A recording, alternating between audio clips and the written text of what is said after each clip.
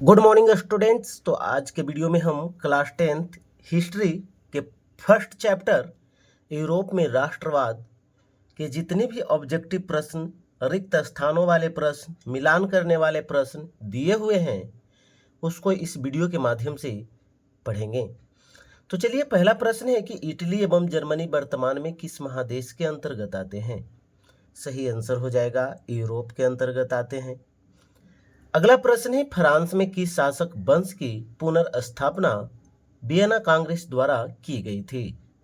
तो सही आंसर हो जाएगा बुर्बो वंश। अगला प्रश्न है, मेजनी का संबंध किस संगठन से था। सही आंसर हो जाएगा कार्बोनरी संगठन। अगला प्रश्न है, इटली एवं जर्मनी के एकीकरण के विरुद्ध निम्न में से कौन था। सही आंसर हो जाएगा ऑस्ट्रिया था। कौन था? ऑस्ट्रिया। अगला प्रश्न है, काउंट काबूर को विक्टर इमैनुअल ने किस पद पर नियुक्त किया था। तो प्रधानमंत्री के पद पर नियुक्त किया था। इसका सही आंसर हो जाएगा। गैरीबाल्डी पेशे से क्या है। तो गैरीबाल्डी पेशे से नाविक हैं। ऑप्शन जो दिए हुए हैं नाविक सही होगा।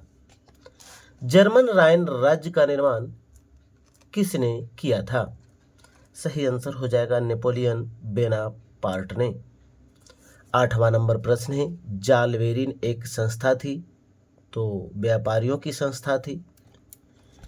9वां नंबर प्रश्न है, रक्त एवं लौह की नीति का अवलंबन किसने किया था। सही आंसर हो जाएगा बिस्मार्क ने। फ्रैंकफर्ट की संधि कब हुई? 1871 में। अगला है, यूरोप वासियों के लिए किस देश का साहित्य एवं ज्ञान विज्ञान प्रेरणा स्रोत रहा था।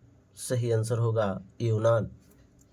अगला है, 1829 ईस्वी की एड्रियानोपुल की संधि किस देश के साथ हुई थी। सही आंसर होगा यूनान के साथ हुई थी। आगे चलते हैं, रिक्त स्थानों को भरें। और रिक्त स्थानों को भरने वाले प्रश्न दिए हुए हैं। सबसे पहले रिक्त स्थान दिया था कि के युद्ध में महाशक्ति के पतन पर दूसरी यूरोपीय महाशक्ति जर्मनी का जन्म हुआ था। तो किस युद्ध के महाशक्ति के पतन के बाद? तो सेडोन का युद्ध। अगला है, सेडेवा का युद्ध किसके और किसके बीच हुआ था। तो यहाँ भरना था ऑस्ट्रिया और पर्सा के बीच हुआ था।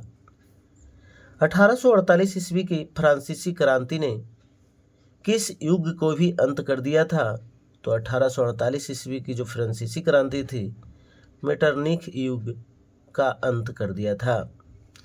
वेटिकन सिटी का राजमहल जहां पोप रहते थे, इटली के किससे बचाया था। तो प्रभाव से बचाया था। यहाँ भी खाली था तो पोप भरना था, और यहाँ खाली था और उसको प्रभाव भरना था। अगला है, यूनान के एक स्वतंत्र राष्ट्र घोषित करने के लिए बवेरिया के शासक कौन थे। ऑटो थे। यहाँ ऑटो भरना है। को वहाँ का राजा घोषित किया गया था। हंगरी की राजधानी कहाँ है? बुडापेस्ट। ऑस्ट्रिया की राजधानी कहाँ है? वियना। ऑस्ट्रेलिया की राजधानी कहाँ है? कैनबरा। और प्रसा जो है फ्रांस की राजधानी है। अगला है, निम्नलिखित समूहों को मिलान करें। पहला में दिया हुआ है समूह अ और समूह ब। मेजनी इटली का था। हिगेल एक दार्शनिक थे। बिस्मार्क क्या थे? जर्मनी चांसलर थे। विक्टर इमैनुअल की बात करते हैं, वे क्या थे? राजनीतिज्ञ थे। तो इस प्रकार आप देख पा रहे हैं कि मिलाया हुआ है, मिला दिए हैं। अगला है दूसरा प्रश्न, समूह अ को ब से मिलाइए।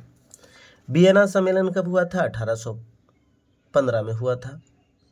मेटरनिख का पतन कब हुआ था? 1848 में हुआ था। और इटली का एकीकरण 1871 में हुआ था।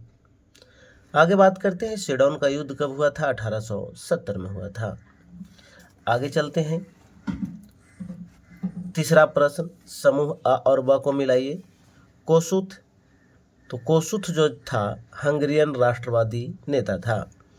एड्रियानोपोल की संधि 1829। यूनान की स्वतंत्रता 1832। पोलैंड में आंदोलन तो 1863। तो इसके बाद जो अगले वीडियो होंगे उसमें अति लघु उत्तरीय प्रश्न, लघु उत्तरीय प्रश्न और दीर्घ उत्तरीय प्रश्नों को हल करेंगे। तब तक के लिए धन्यवाद।